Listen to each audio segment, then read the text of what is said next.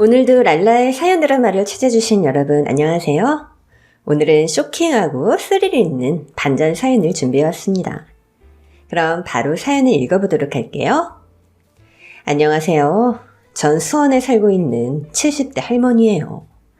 제가 이 나이 때까지 별의별 일을 다 겪어보았지만 작년에 있었던 일이 제 평생을 통틀어 아주 충격적이랍니다. 그래서 오늘 그 무시무시했던 사건을 들려드리려고 사연에 글을 적게 되었습니다. 노인네가 글재주가 없지만 재밌게 써보도록 최선을 다할 테니 꼭 끝까지 들어주세요. 저에겐 듬직한 아들 둘이 있고 마음씨 착한 남편과 오랜 시간을 행복하게 잘 살았습니다. 부족한 것 없이 많은 걸 누리면서 말이죠. 그런데 남편이 오랜 시간을 흡연해 와서 그런지 칠순의 나이에 폐암으로 세상을 떠났어요. 그때 어찌나 슬프던지 하늘이 무너져 내린 기분이었습니다. 장성한 두 아들의 효도와 위로로 남편의 빈자리가 채워져서 곧 정신을 차리게 되었죠. 큰아들은 대기업에 다니는 과장이었어요. 회사와 집만 오가며 자기 커리어를 쌓아가는 성실한 녀석이었답니다. 그 덕에 여자친구를 거의 사귀지도 못하고 나이만 쌓여갔네요. 둘째 아들은 반대로 사업을 하면서 여가 시간을 알아서 잘 즐기더군요. 항상 옆에는 곱고 아리따운 아가씨가 있었답니다. 두 아들은 1, 2주에 한 번 제 집에 들러 식사를 하고 많은 대화를 나누고 돌아갔어요. 아들들은 둘 다 결혼 생각이 없다며 나이 40이 넘어 결혼하겠다고 하더군요. 둘째는 아직 30대 초반이라 그렇다 치지만 큰애 넌 내일 모레 40이잖니. 그러니까 빨리 결혼할 색시감 찾아야지. 엄마, 제가 그럴 시간이 어딨어요. 먹고 살기 바빠서 연애할 시간도 없다고요. 에이구 핑계도 좋다. 전쟁통에도 결혼하고 애 낳고 다 했거든. 안 되겠다. 내가 너 선자리 알아볼 테니까 부르면 나오기나 해. 엄마, 진짜 결혼 생각 없다니까요. 그리고 요즘 혼자 사는 사람이 얼마나 많은 줄 아세요? 시대가 변해서 결혼은 필수가 아닌 선택이라고요. 아무리 그래도 멀쩡한 아들놈이 혼자 늙어가는 걸 내 두 눈으로 보진 못하겠다. 옆에 짝을 두어야 마음이 놓이지. 그래서 전 친척들과 지인들에게 연락을 돌려서 큰아들의 선자리를 부탁했답니다.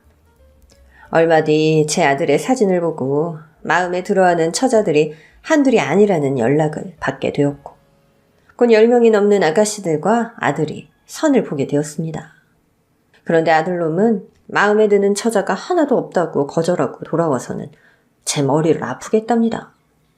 그런데 진짜 결혼하고 싶은 마음이 없는 것 같아서 전 곧 포기하고 말았어요. 자기가 알아서 때가 되면 갈 거라고 말을 하니까 뭐라 못하겠더라고요. 그래서 마음을 비우고 지내는데 이번엔 작은 아들이 큰 위기를 겪게 되었습니다.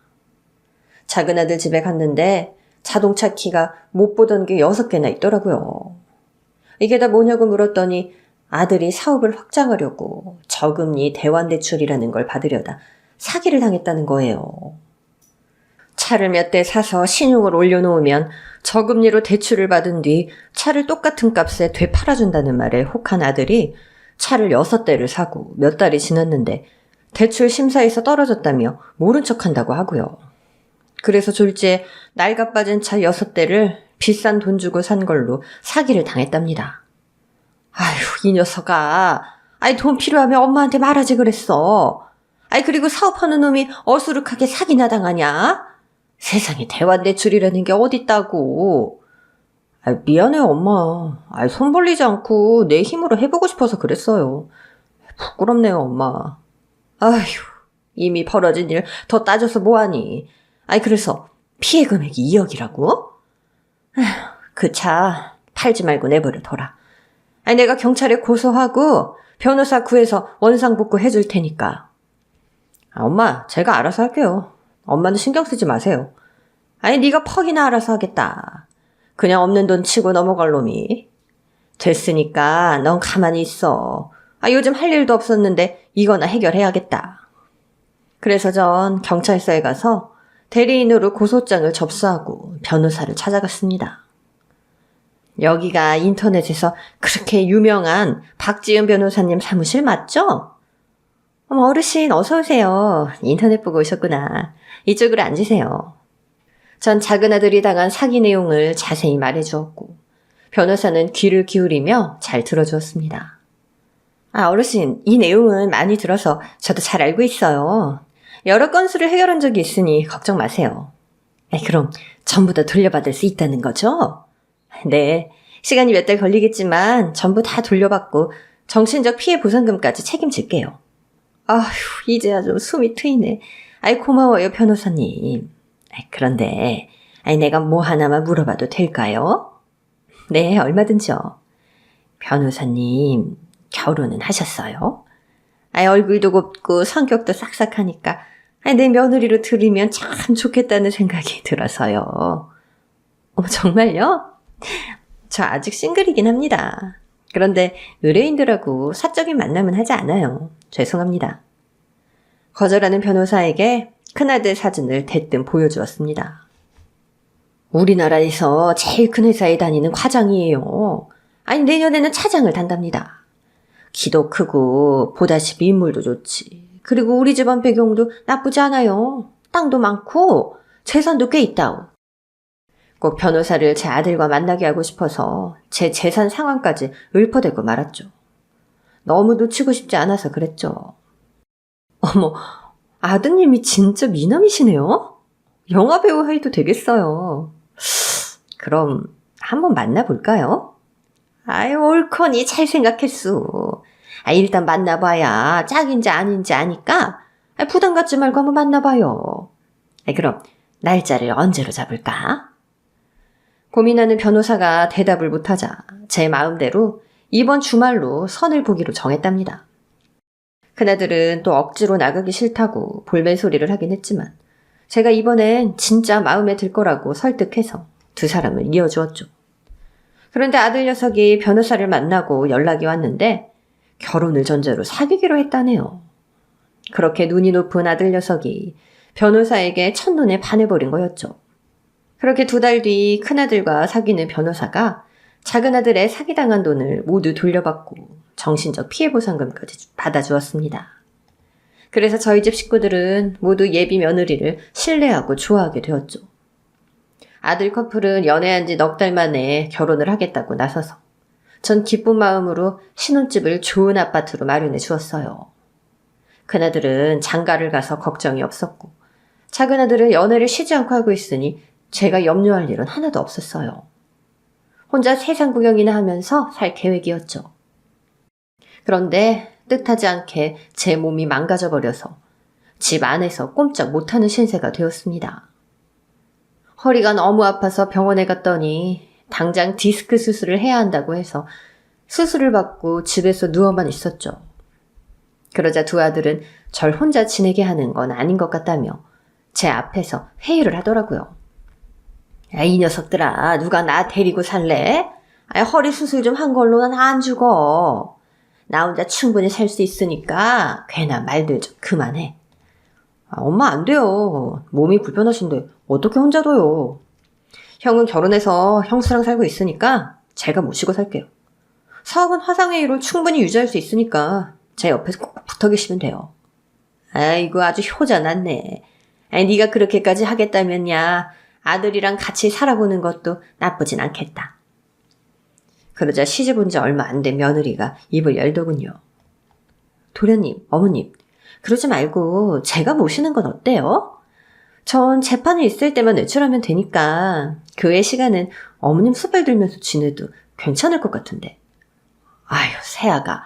무슨 그런 무서운 말을 해. 남의 집 귀한 딸을 데려온 것도 모자라서 내 수발까지 들게 하라고? 에휴, 그건 못할 짓이지. 내가 불편해서 참을 수가 없다, 얘. 어머님 왜 그렇게 생각하세요? 이제 저도 어머님 자식이잖아요. 그리고 절 그렇게 예뻐해 주시는데 저도 보답을 해드리고 싶어요. 큰아들까지 나서서 자기네 집으로 가서 지내자고 열변을 토로했는데 제가 딱 잘라서 싫다 말하고 작은아들과 지내보겠다고 일렀습니다. 그리고 자식들에게 유산 이야기를 꺼냈답니다. 얘들아, 내가 가지고 있는 땅이며 건물이며 다 처분해서 너희들에게 줘야 할 때가 온 것 같다. 내일 변호사한테 말해서 다 처분해서 나눠줄 테니까 그리 알거라.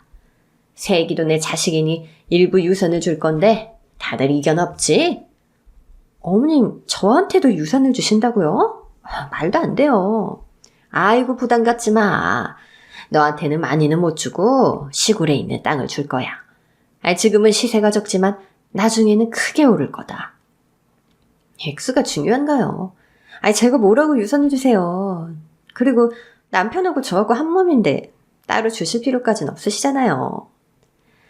며느리는 한사코 거절했지만 제가 억지로 땅을 넘겨주었답니다. 그래서 작은 아들이 제 집에 들어와서 지내게 되었어요. 아무래도 제 집이 편하니 그렇게 하기로 했죠. 아들은 사무실에 한두 시간만 다녀오고 나머지는 저에게 밥도 챙겨주고 안마도 해주고 말동무까지 해주면서 재미나게 시간을 보냈답니다. 너 나 때문에 데이트 못 나가고 있는 거야? 신경 쓰지 말고 다녀와. 아니에요, 엄마. 내가 무슨 여자애 환장한 놈도 아니고 맨날 여자를 만나겠어요? 너 여자애 환장한 놈 맞잖아. 어렸을 때부터 여자들 뒤를 졸졸 쫓아다니면서 사랑 고백할 때부터 알아봤지? 엄마는 내가 언제 그랬다고. 그리고 지금 만나는 여자친구는 진짜 진지하게 만나고 있어요. 그럼 너도 결혼하는 거야? 그렇다면 이 애미는 정말 눈 감아도 여한이 없겠다. 에이, 그럼 무서운 말씀 좀 하지 마세요. 엄마 허리 좋아지고 건강도 회복하면 정식으로 소개해드릴게요. 오냐, 빨리 건강해져서 둘째 며느리를 꼭 보고 싶구나. 몇 주가 흐르자 혼자 밥도 해먹고 산책할 정도로 회복하게 되었습니다. 움직임이 느리긴 하지만 걷는 데는 큰 지장이 없었죠. 며느리는 일주일에 너댓 번은 찾아와서 맛있는 음식도 해주고 마사지까지 해주었어요. 변호사라고 해서 손에 물도 안 묻히고 살 줄 알았는데 손이 얼마나 야무지던지 못하는 요리가 없고 안마도 기가 막히게 잘했습니다. 아휴, 시원하다. 세아가, 너 무슨 자격증이라도 있는 거냐? 마사지샵에서 받는 것보다 훨씬 더 시원하다. 아유, 내가 며느리 덕에 이런 호강을 다 누리고. 저희 부모님도 몸이 안 좋으셔서 제가 자주 이렇게 해드렸어요. 앞으로 매일 마사지 해드릴 테니까 빨리 쾌차하셔야 돼요. 아유, 벌써 좋아졌어. 이제 걷는 것도 편하게 한다. 어머님, 그럼 말 나온 김에 저랑 드라이브 겸 산책 가실래요? 광교 호수공원에 벚꽃이 참 예쁘게 피었던데. 그래도 되겠니? 안 그래도 몸이 근질거리는 참이었는데 콧바람 쐬면 너무 좋지. 그럼 얼른 옷 입으세요. 제가 오늘 풀코스로 모시겠습니다. 전 바로 옷을 갖춰 입고 며느리 부축을 받으면서 아파트 입구까지 나왔습니다. 그런데 며느리가 깜빡하고 차키를 놓고 왔다고 하더군요. 어머님, 제 정신이 이래요. 드라이브 가기로 해놓고 차키를 두고 왔네요. 여기서 잠시만 기다리실래요? 그래, 천천히 다녀와. 그래서 혼자 며느리 차가 있는 곳을 향해 걸어갔답니다. 그런데 그 순간 하늘에서 뭔가 뚝 떨어지는 바람에 뒤로 벌러덩 낮아빠지고 말았어요. 글쎄, 누군가 옥상에서 벽돌을 던진 거예요. 며느리가 헐레벌떡 저에게 달려와 괜찮으냐 물었습니다. 어머님, 괜찮으세요? 이게 무슨 일이에요? 나도 몰라. 어딘가에서 벽돌이 날아왔어. 어디 다치시진 않았어요? 어머님, 일단 병원부터 가도록 해요. 경찰인 제가 신고할게요. 전 몸을 다치진 않았지만 충격을 얼마나 받았던지 가슴이 진정되지 않아서 호흡이 제대로 쉬어지지 않았어요. 병원에서 이틀간 입원해서 산소 호흡기를 차고 안정제를 맞았답니다. 아들들은 저만큼이나 놀라서 병원에 달려왔고 반드시 벽돌을 던진 놈을 잡겠다고 약속했죠. 하지만 CCTV가 하늘에 달려있는 게 아니라서 경찰들은 수사하기 어렵다며 기다리라는 말만 했답니다. 예전에 고양이에게 밥을 주는 할머니가 누군가 옥상에서 던진 벽돌을 맞고 숨진 사례가 있었는데 그때도 범인을 잡는데 오랜 시간이 걸렸다고 하더라고요. 결국 그날은 며느리와 좋은 시간을 보내기는커녕 마른 하늘에 날벼락을 맞을 뻔했답니다. 게다가 트라우마가 생기는 바람에 외출하는 게 무서워서 집안에만 꼼짝하고 지냈습니다. 작은 아들은 그런 저를 안타까워하며 삼시세끼 정성스럽게 차려주거나 맛있는 음식을 배달시켜 주었어요. 전 신경안정제를 먹으며 겨우 트라우마에서 벗어나게 되어서 집 근처 공원 정도는 혼자 다녔습니다. 다행히 다른 사고가 일어나지 않아서 안심할 수 있었죠. 몸의 긴장이 풀리니 며느리가 어느 날은 유람선을 타러 가자고 했어요. 어머니, 이제 벚꽃은 다 져버렸고 저희 바닷바람 쐬러 가는 건 어때요? 제가 유람선 태워드릴게요. 유람선? 아유, 나 그거 한 번도 못 타봐서 엄청 타보고 싶긴 했는데. 정말요? 잘 됐네요. 얼른 출발해요, 어머님. 그래서 며느리와 차를 타고 가까운 서해바다를 가게 되었습니다. 바다의 짠내가 어찌나 반갑던지 막혀있던 가슴이 시원하게 뚫리는 기분이었어요. 이윽고 유람선에 올라서 바다 위를 달리는데 정말 재밌고 낭만적이더라고요. 남편이 살아있더라면 같이 와서 좋은 추억을 만드는 건데 라는 생각이 들 정도였죠. 어머님, 저희 위로 올라가 볼까요? 2층에서 보면 바다가 한눈에 다 들어와요. 아유, 그래, 그러자꾸나. 며느리의 손을 잡고 계단을 올라가 봤더니 정말 아름답더군요. 전 갈매기들에게 새우깡을 던져주며 놀았고 며느리는 일 때문인지 10분이 넘게 통화를 하고 있었습니다. 그런데 그 순간 잠시 후 누군가 저를 뒤에서 밀어서 바다로 떨어질 위기가 찾아왔어요. 안 돼! 어르신! 제 옆에 기대있던 청년이 몸을 날려 제 다리를 잡아 사고를 피할 수 있었습니다. 어르신 괜찮으세요? 하마터면 바다에 빠지실 뻔했어요. 아유, 나 죽을 뻔했네. 어머니, 안 다치셨어요? 죄송해요. 제 구두가 바닥에 걸리는 바람에 제가 어머님 쪽으로 넘어졌어요. 진짜 죄송해요. 전 며느리의 당황하고 어쩔 줄 몰라 하는 얼굴을 보고 괜히 괜찮은 척 미소를 지었습니다. 바닥에 구두가 걸려서 그랬구나. 아예 새아가 나는 괜찮어. 넌 안 다쳤니? 저도 무릎이 조금 까지긴 했는데 괜찮아요. 어머니, 저 때문에 큰일 당하실 뻔했어요. 죄송해서 어떡해요? 아유, 괜찮다니까 그러네. 옆에 있는 이 총각이 구해줘서 무사하잖아. 아유, 내 정신 좀 봐. 아유, 총각한테 고맙다는 인사도 못 드렸네. 이봐요, 총각. 고마워요. 아유, 덕분에 내가 살았어요. 정말 큰일 날 뻔했습니다, 어르신. 그래도 무사하시니 다행이네요. 그럼 전 이만 가보겠습니다. 총각, 그러지 말고 연락처라도 좀 알려줘요. 내가 살해를 꼭 해줄게요. 하지만 제 생명의 은희는 아무런 대가를 바라지 않고 떠났습니다. 며느리는 옆에서 눈물을 보이며 자책을 심하게 했어요. 제가 괜찮고 아무렇지 않으니 마저 구경이나 하자고 다독여 주었네요. 좀 위험한 상황이 있긴 했지만 아무도 다치지 않고 유람선 나들이를 마치고 돌아왔습니다. 집에 가서 작은 아들에게 사고에 대해 말하지 않았어요. 괜히 자기 형수를 미워하기라도 할까봐 아주 큰 미소를 지으며 잘 다녀왔다고 했답니다. 며느리도 그날의 일을 큰아들에게 알리지 않았는지 큰아들에게서 별다른 연락이 없었네요. 아무래도 며느리가 저보다 더 많이 놀란 것 같아서 마음이 좋지 않았답니다. 며느리는 며칠 동안 저를 찾아와 안절부절 못하며 지냈는데 제가 다 잊었으니 너도 잊으라고 다독여 주었어요. 그러자 며느리가 어머니, 저 여행 갈까요? 저 때문에 나들이를 망쳤으니 제대로 만회하고 싶어요. 라고 하더라고요. 저야 며느리가 신경 써주는 게 고마워서 당연히 그러겠다고 했습니다. 새아가, 그런데 여행은 우리 둘이 가지 말고 네 남편과 시동생도 데려가자. 다 같이 여행 가면 더 재밌지 않겠니? 네? 넷이 가자고요? 전 어머님이랑 둘이 가고 싶었는데. 하는 수 없죠. 제가 남편하고 도련님한테 말해볼게요. 아들 둘은 저를 위한 여행에 빠질 수 없다며 일을 제쳐두고 함께 떠나기로 했습니다.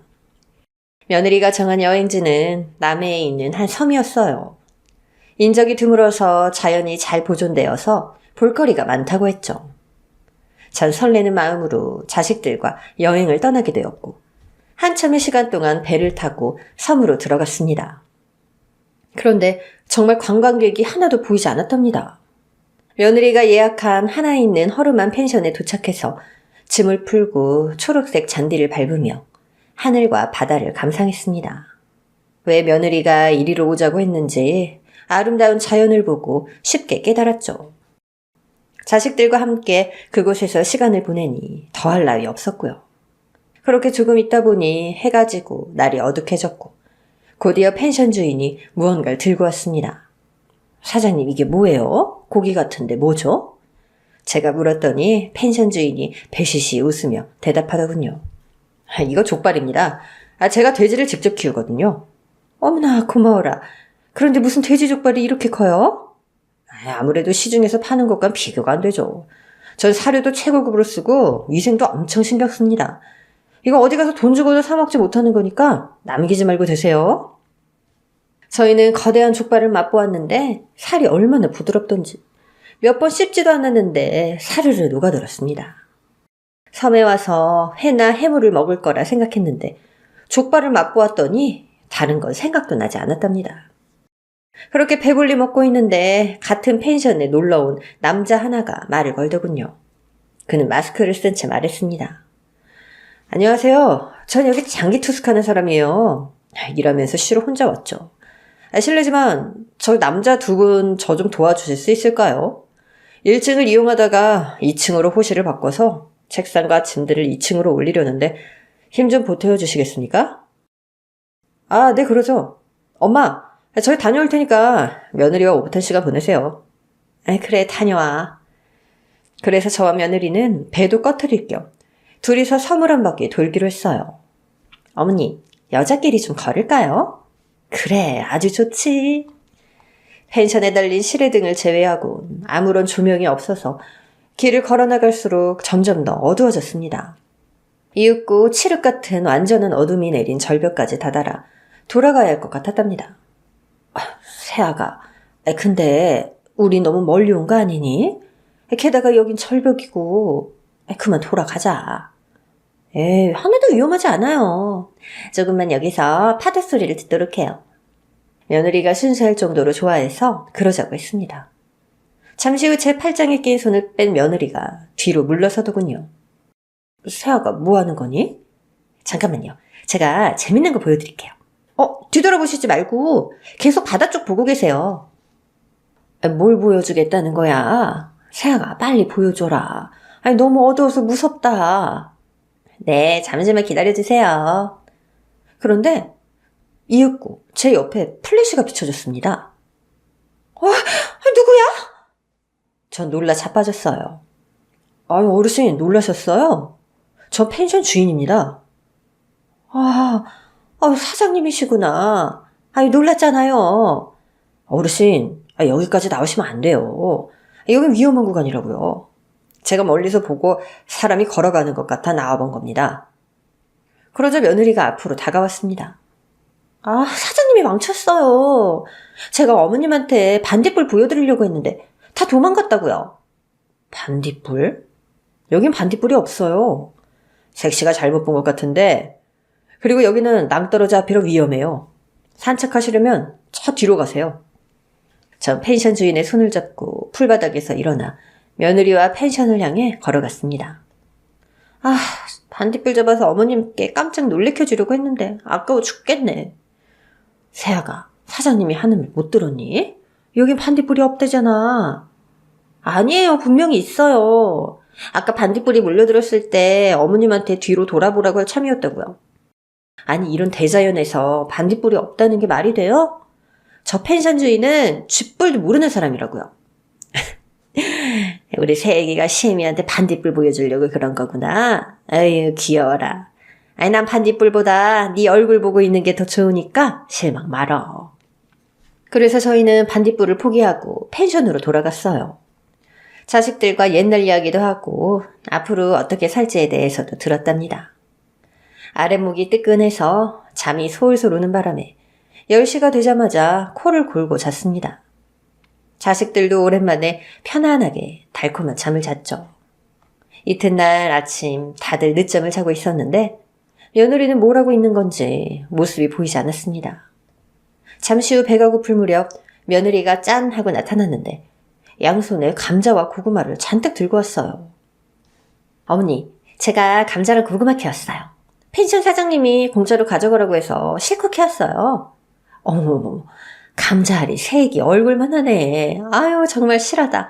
이런 감자랑 고구마는 처음 본다. 그쵸? 그럼 제가 삶아드릴 테니까 좀만 기다려주세요. 그렇게 저희는 아침부터 감자와 고구마를 배불리 먹고 펜션 주인에게 낚싯대를 빌려서 바위 낚시를 하러 내려갔습니다. 아들들과 며느리는 일하느라 이런 취미를 접해보지 못해서 미끼를 끼우는 방법도 몰랐답니다.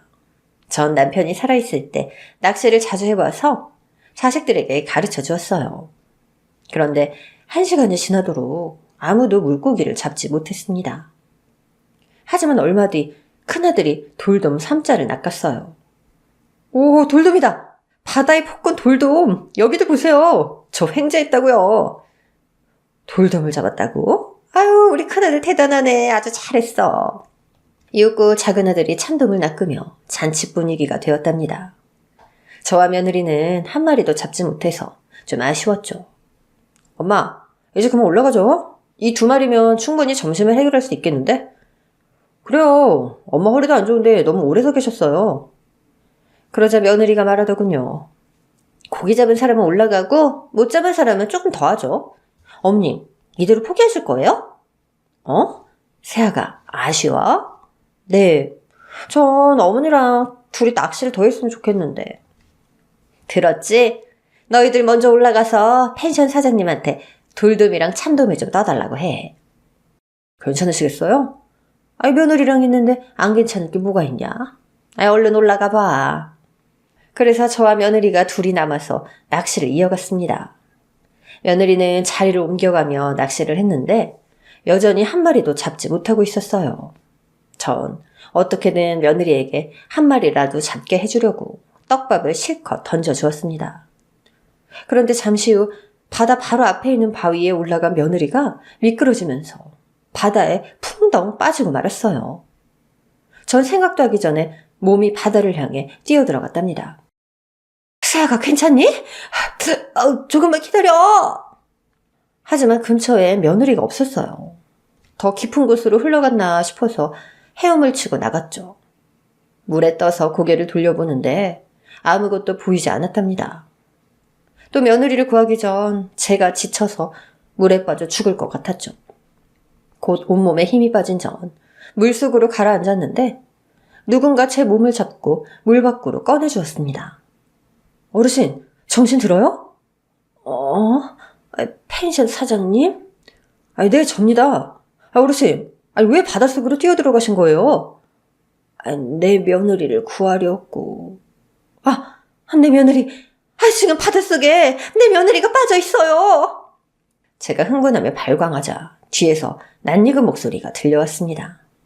어머님, 저 여기 있어요. 이게 어떻게 된 거야? 너 어떻게 빠져나간 거야? 내가 아무리 찾아봐도 없었는데? 모르겠어요. 눈을 떠보니 바위더라고요. 제가 무의식적으로 헤엄을 쳤나 봐요. 그나저나 어머니, 절 구하려다가 또 큰일을 당하실 뻔했어요. 저 때문에. 죄송해요. 하나님 감사합니다. 우리 며느리 살려주셔서 감사합니다. 세아가 됐어. 살았으면 됐지. 죄송할 필요 없으니까 그만 울거라. 전 물을 좀 먹고 여기저기 긁히긴 했지만 병원에 갈 정도는 아니어서 펜션으로 돌아갔답니다. 아들 둘은 물에 젖은 저와 며느리를 보고 깜짝 놀랐고 전후 사정을 듣고는 저희를 펜션 안으로 데려가 따뜻하게 해주었습니다. 몸이 고단해서 그런지 바로 스르륵 잠에 들게 되었고 노을이 질 때쯤 깨어났어요. 어머님 일어나셨어요? 몸은 괜찮으신 거죠?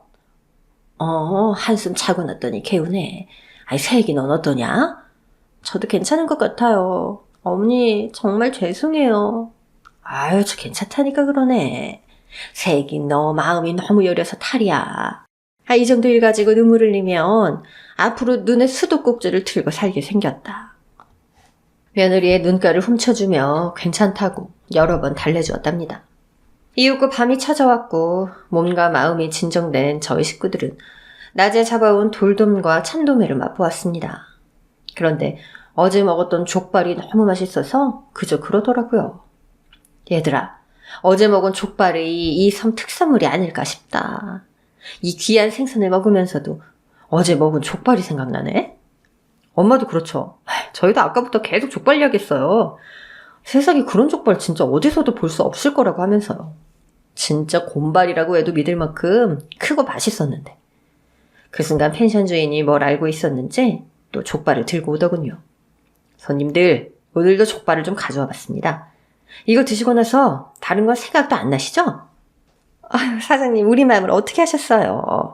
아예 안 그래도 지금 사장님 족발 먹고 싶다고 말하던 참이었는데.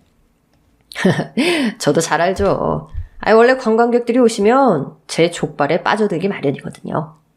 그럼 맛있게들 드시고 푹 쉬세요. 정말 감사해요, 사장님. 복 받으실 거예요. 그렇게 생선을 옆으로 밀어버리고 족발을 가운데에 놓고 뜯어 먹었습니다. 역시나 살이 사르르 녹는 게 맛이 기가 막혔어요. 또 어찌나 담백하던지 김치가 필요 없었죠. 어젯밤처럼 배가 터지게 족발을 먹고 나니 낮에 일어났던 사고가 까마득히 잊혀졌습니다. 밤이 깊어지자 몸이 피곤해서 펜션 안으로 들어가 일찌감치 자려고 했어요. 아들 둘은 둘이 맥주를 마시며 수다를 떨었고 며느리는 제 이부자리를 펴주고 옆에 누웠답니다. 어머님, 많이 피곤하세요?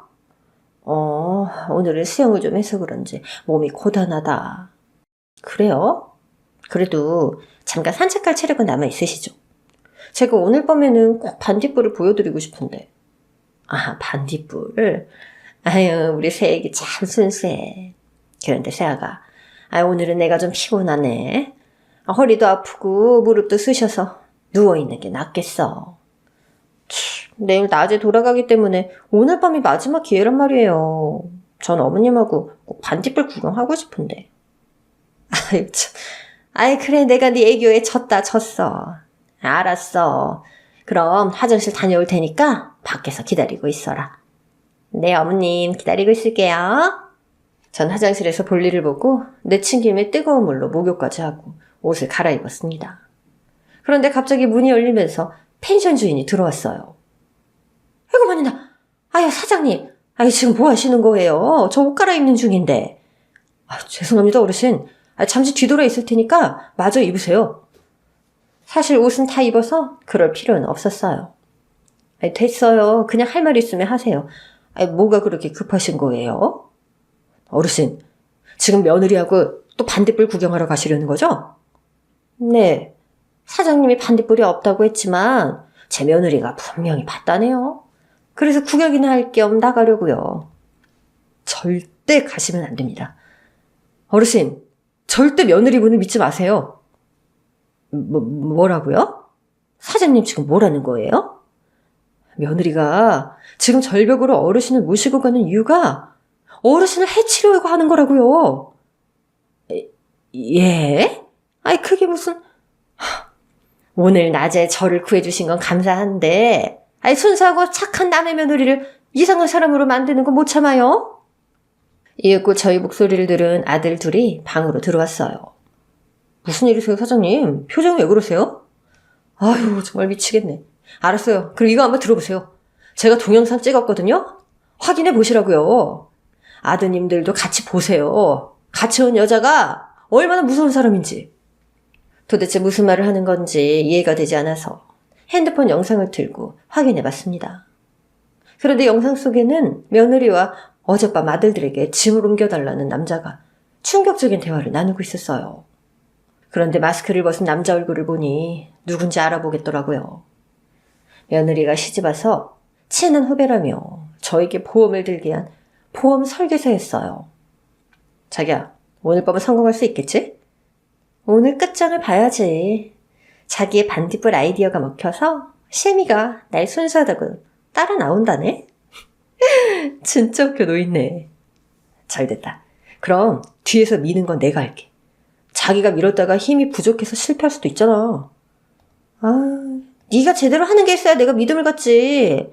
옥상에서 벽돌 던졌을 때도 맞추지도 못했잖아. 그러는 자기도 유람선에서 실패했잖아. 그리고 낚싯대도 어젯밤에도. 야, 유람선에서는 갑자기 누가 놓친 애를 잡아줬잖아. 또 여기 펜션 주인 새끼가 꼭 나타나서 코 빠뜨리는 걸 나보고 어쩌라고. 네가 그때 벽돌로 한 방에 보냈더라면 오늘 이 거지 같은 섬에 올 일도 없었잖아. 아, 알았어. 우리끼리 싸우지 말자. 여하튼 오늘 합동 작전으로 나가는 거야. 같이 밀든지 하자고. 좋아. 오늘은 꼭 깨끗하게 끝내야 돼. 그래야 그 놓친 애 보험금 20억이 우리끼리지. 아참, 보험 수혜자 내 이름으로 잘 고쳐놨지? 그럼 진작에 위조해서 올렸지. 자기 이름 석자를 딱 박아놨으니까 아무 염려하지 마. 그런데 놓친 애가 준 땅은 좀 알아봤어? 시세가 얼마야? 아, 몰라. 겁나 똥땅이야. 팔아봤자 몇백 나오지도 않더라. 아니, 저도 무슨 그런 그지 같은 땅을 주고 난리야. 하여튼 오늘 끝내지 못하면 꼬리가 길어서 걸리게 돼. 무슨 말인지 알아듣겠지? 아, 걱정하지 마. 다 잘 될 거라고. 자기 도박으로 잃은 5억 빚 갚고 15억 가지고 한국 뜨자. 글쎄, 내 생각은 그 돈을 다시 도박에 투자해서 돈을 더 불린 다음에 튀는 게 좋을 것 같은데. 아무튼 그건 나중에 생각하자. 지금은 놓친 애 보내는데 집중하자고. 영상을 본 저와 아들들은 경악하고 말았습니다. 특히 전 여태껏 저에게 일어난 사고들이 모두 며느리가 계획했던 걸 알게 되어서 배신감과 큰 충격에 쓰러지고 말았죠. 엄마, 괜찮아요? 이게 다 사실이야? 사장님, 이게 진짜 맞죠? 네, 맞습니다, 어르신. 어떻게 할까요? 경찰에 지금 신고할까요? 아니요, 경찰을 좀 이따 부르시고 제가 며느리를 따라가 보겠습니다. 모두가 저를 말리며 안 된다고 했지만 저에겐 다른 생각이 있다 말하고 기운을 차리고 일어났답니다. 아무것도 모르고 있는 며느리는 제가 밖으로 나가자 반가운 미소를 지으며 팔짱을 끼더군요. 순식간에 소름이 끼쳐 팔을 빼고 싶었지만 이를 악물고 참았습니다. 어머님, 오늘은 반드시 반딧불을 보고 돌아가요. 알았죠? 그래, 꼭 보자. 어머니, 그런데 장바구니는 왜 들고 오셨어요? 거기에 뭐 들었어요? 아니, 혹시 반딧불 잡으면 넣으려고 유리병을 가져왔어. 아, 그러셨구나. 잘하셨어, 어머님. 저희는 그 낭떠러지 앞에 다다랐고 며느리가 또다시 뒤로 발을 빼며 말했습니다. 어머니, 제가 말하기 전까지 뒤돌아보시면 안 돼요. 반딧불은 조용히 해야 나타나니까 그대로 움직이시면 안 돼요? 그래, 알았다. 그리곤 잔디를 밟는 발소리가 빠르게 들려왔습니다. 전 장바구니에 챙겨온 거대한 족발뼈를 꺼내 뒤를 돌아보며 휘둘렀어요. 잠시 후 퍽 소리가 나며 누군가 쓰러졌습니다. 며느리의 상간남이었죠. 미친 놓친네. 다 알아차렸나봐, 자기야. 빨리 밀어. 얼씨구, 이 놓친네 눈치 빠르네. 네 자식들한테도 다 말했냐? 아니다, 말해도 상관없지. 내가 변호사니까 법망 따위야 전부 빠져나갈 수 있다고. 놓친네, 이제 제발 저 세상 가버려. 야, 이년아, 들어와. 그렇게 제 말이 끝남과 동시에 며느리는 저에게 달려들었고 그 순간 풀숲에 숨어있던 아들 둘과 펜션 주인이 며느리에게 달려들어서 덮쳤습니다. 이거 뭐야? 다들 알고 있었던 거야? 진짜. 전 팔다리를 붙잡힌 며느리 머리통을 한 번 더 족발로 날려버렸어요. 결국 그 자리에서 기절을 했고 상간남도 한 대 더 날려줘서 기절시켰습니다. 그리고 펜션 주인이 부른 경찰들이 찾아와 두 사람을 연행해 갔어요. 작은 아들이 숨을 가쁘게 쉬고 있는 절 붙잡고 물었습니다. 엄마, 괜찮아요? 너 동영상 제대로 찍었지? 두 연놈이 날 절벽으로 밀려고 하는 걸 말이야. 네, 이 정도면 정말 빼도 박도 못할 거예요. 큰아들은 마누라가 무시무시한 인간인 걸 알고 충격을 받았는지 제정신을 차리지 못하고 있었습니다. 이 모든 상황을 정리해주는 건 역시나 펜션 주인이었어요. 자, 다들 힘드시겠지만 저와 같이 지구 데려가서 진술을 하셔야 돼요. 저것다 감옥에 보내버려야죠. 아휴, 사장님 감사합니다. 사장님 아니었으면 전... 그런 말씀 마세요. 사실 어젯밤에 두 분이 여기 계신 게 수상해서 쭉 지켜봤어요. 있지도 않은 반딧불을 구경시켜준다며 어르신을 절벽에 세운 것부터가 이상하더라고요. 오늘 낮에도 낚시하다 사고 당하시는 걸 보고 의심은 가는데 증거가 없어서 아무 말씀도 드리지 못했죠. 사장님은 절 3번이나 구해주신 거예요. 진짜 감사합니다. 아유, 이 은혜를 어떻게 갚아야 될지. 은혜라뇨. 전 펜션에 오신 손님들이 안전하게 묵다가 떠나시게 하는 게 철칙인 사람입니다. 제 할 일을 했을 뿐이에요. 펜션 주인은 시종일관 반듯하고 훌륭한 사람이었답니다. 저희네 생명의 은인이자 며느리의 정체를 밝힌 펜션 주인의 트럭을 타고 지구대로 향했어요. 거기서 진술을 하고 육지에 있는 형사들이 올 때까지 기다리기로 했답니다. 거의 3시간이 지나자 배를 타고 들어온 형사들이 며느리와 상간남을 인계받고 데려가더라고요. 야, 이년아. 할 짓이 없어서 노인네를 해쳐서 사망보험금을 타먹을 생각을 해? 그러고도 네가 사람이니? 난 너를 친딸처럼 여겼어. 내 모든 걸 걸고 사랑했단 말이야. 놓친내 입냄새 쩔어. 이봐 할머니, 이런 꼴 당하기 싫었으면 유산 줄 때 나한테 크게 한몫 떼줬으면 됐잖아.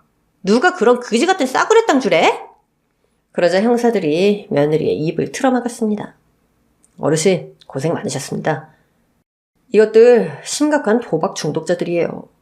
도박으로 전 재산 잃고 돈에 눈이 멀어서 이따위 짓을 저질렀나 봅니다. 앞으로 감옥에서 푹 썩을 테니까 노여움 푸세요. 하지만 전 화가 덜 풀려 들고 온 족발을 꺼내서 두 연놈의 머리통에 한 대씩 더 때려주었습니다. 노인네가 미쳤다 진짜. 그거 얼마나 아픈지 알아? 모른다 이년아. 너 한 대 더 맞아라. 형사들은 아무도 저를 말리지 않았어요. 맞아도 싼 년이니 그렇게 해준 것 같았죠. 두 연놈은 끝까지 사과를 하지 않고 형사들에게 끌려갔어요. 그렇게 사건이 끝나버렸답니다. 저와 아들들은 펜션 주인에게 진심으로 감사의 말을 전했어요. 특히 전 절대 잊지 못할 은인이라고 전하며 자주 찾아오겠다고 말씀드렸습니다. 사장님, 3일 동안 감사했어요. 절 구해줘서 고맙고 살려줘서 감사합니다. 어르신 또 그러시네. 그렇게 고마우면 이거 받아가세요. 이건 족발이네요? 이 섬 특산물. 그렇게 말씀해 주시니 너무 감사합니다. 맛있게 드셔주시고 여기서 겪었던 일은 잊으시길 바랄게요.